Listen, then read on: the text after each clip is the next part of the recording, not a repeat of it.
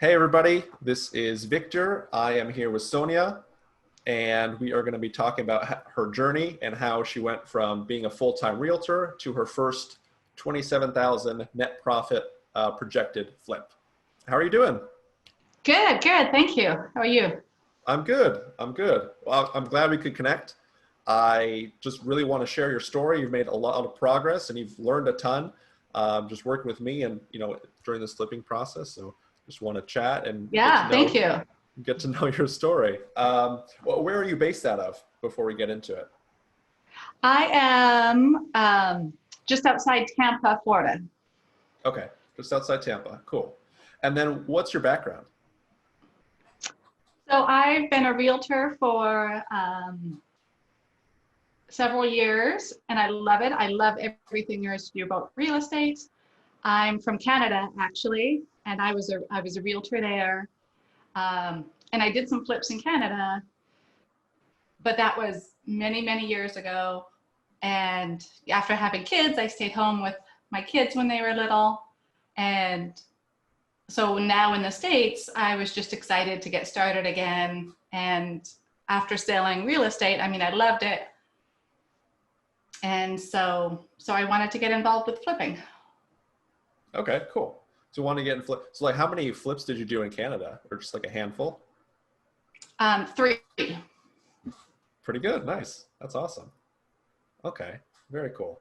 And then when you were going from Canada to the US, like what were some of the hurdles or struggles you were facing, or like what were some of the obstacles you had just trying to get started flipping here? Well, figuring out funds, like how you fund these projects, was a big kind of hurdle. I thought, how do people do this? Do they pay cash for everything? How do they get loans? So I think getting the funds was the biggest. Mm-hmm. And now learning about, hard money and different options of money that I didn't realize I had that I could use, for short-term investments. Mm-hmm. All that I learned in the class, that was really great. Okay, it's like the financing.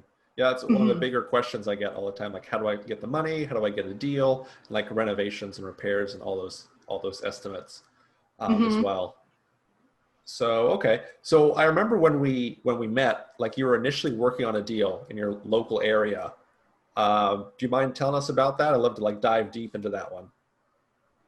Sure. I found a house that was less than a mile away from where I live, actually. Okay. And so I was super excited because then I could be, really hands-on and stop in as much as possible.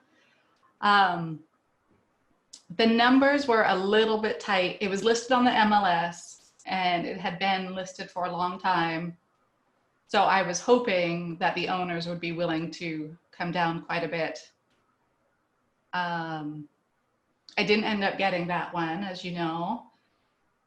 But I think, looking back, when you, in hindsight, I think I should have come up in price and I should have bought it. Even if I kept it as a rental, I think that I shouldn't have let that one get away. I should have bought that. So I still think about that. For a flip, I don't know if there was enough money in it, but I still think it was a great deal. I should have bought it. Yeah, that's one of the things, like when you get started, you don't necessarily know what a deal looks like. So then when it happens, like you always look back, and I always look back, there's some deals I wish I got, but you just don't know. You just don't know in the moment. And I remember on that one, like y'all were negotiating and you guys got pretty close. And then for some reason, I think you wanted to wait another week or two, and then somebody else swooped in and got the deal. Is that right with my memory? So I was waiting for them to come down because the price they were willing, the last price they left with me, I wasn't willing to go up to. But in that time, somebody else, they had lowered their price quite a bit on MLS, and then somebody else came in with the offer. So the price that it sold for at the time was still too high in my mind. I was also working with a partner on that one. And so any profit was split in two. And so I was just worried there wasn't enough for two people to make money. Mm-hmm. Yeah. But in hindsight, I should have bought it. And at the end, after the renovation and redoing the comps, if there was enough money, just kept it as a rental. Mm-hmm.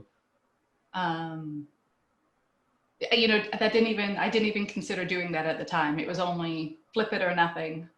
But in that area, like the rentals are so good. Mm-hmm. You know, you get, it's easier to get families in that area, which for rentals, it's kind of better. Mm-hmm. Okay. So yeah, that's the one that got away. The one that got away. I think that's a good way to put it. That's a funny way to put it as well. What I like to do sometimes with properties that I missed, I still like watch them. So have you seen it? Has it gone back on the market? Did it get sold again? Did it get flipped? Or did you know? It hasn't. I think not enough time has passed for. Okay.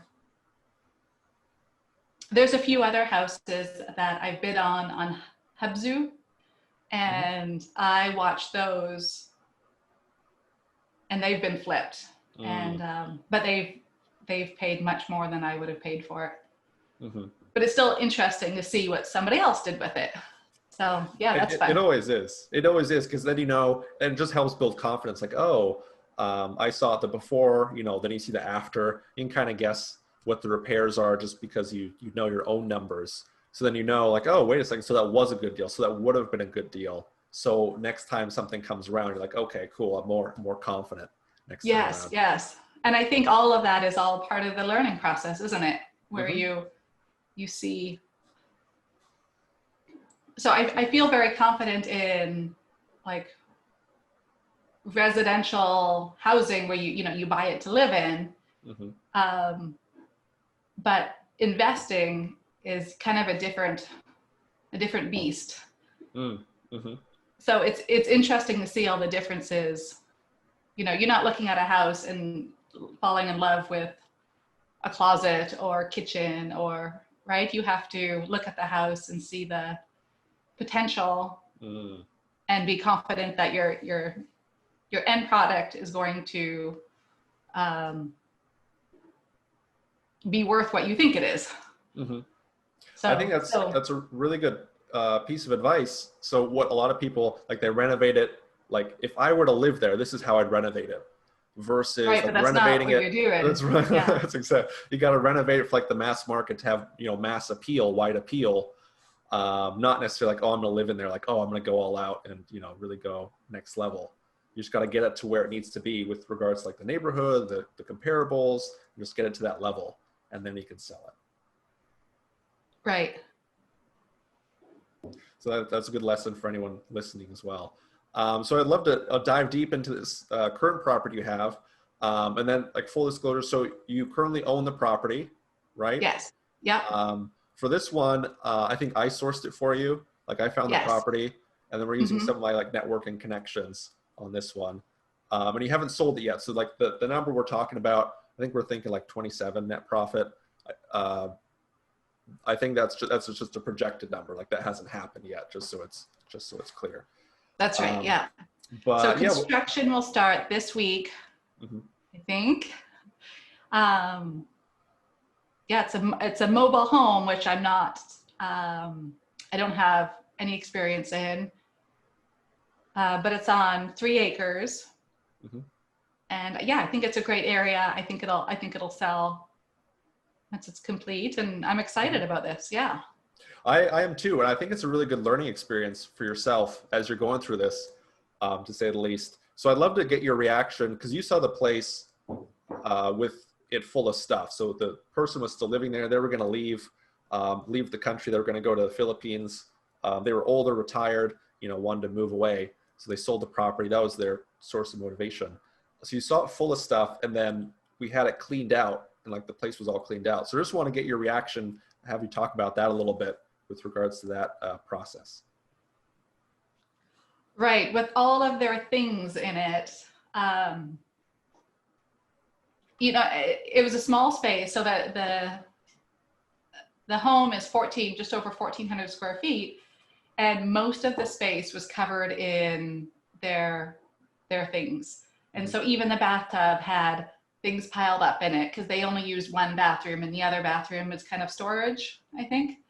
And so it's hard to see the layout in the space with all the stuff in it. So seeing it cleaned out after, I was like, oh, this is already actually much better. And it's, you know, it's much more open than I had remembered it. So that was interesting to see it empty. It is. So sometimes it's hard, like, especially when you're getting started, to like visualize a space, like once it's going to be done and renovated. So I knew, like, when I walked in, I was like, okay, once we clear it out, you know, paint, flooring, it's going to look really nice. But for someone just getting started, it's kind of hard to think through that, like understand and see what the end product's going to be when it's so unfinished, when there's, you know, you can't even see half the room because there's so much stuff in there, you know, it's hard to visualize that. Okay. So I want to talk about that. And then, so this deal it's been good, but it also had a couple of hurdles. So would love to talk about those, like the LLC formation. Do you remember what happened there? Yeah, so I started a new LLC to purchase this house, and Florida Biz or whatever it's called, it was so backed up, it was 10 days behind, where in the past, you know, you kind of got your new business, you know, 1 day or 1.5 days, 2 days maybe tops. But 10 days was too long. So I ended up purchasing it under an LLC that I already had. And so we waited and waited and waited because I thought any day this will come through. And it didn't. But that, you know, you just kind of have to roll with the punches sometimes. I think that's the biggest lesson, because I know it like delayed everything just to have that process. And it was like any day now, any day, and you know, it just took a little bit while, which is fine. But I think like the biggest lesson is that, so you set a plan to start out with, and then things change almost immediately. So it's like, you know, day one, like, okay, plan's out the window, we need a new plan. So that's why I like recommend, like, try to get your big things right, like your big numbers right, like what you bought it for, what your repairs are, what you can sell it for. And like things are going to go wrong, but if you have a good profit buffer, then it's gonna cushion that blow. Yeah. So any other like thoughts on this property? Any like any other insights, like things you feel like you've learned as you've been going through this process?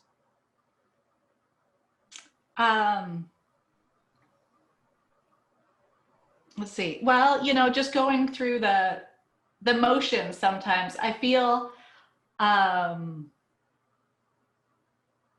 just keep moving, like just keep getting something done.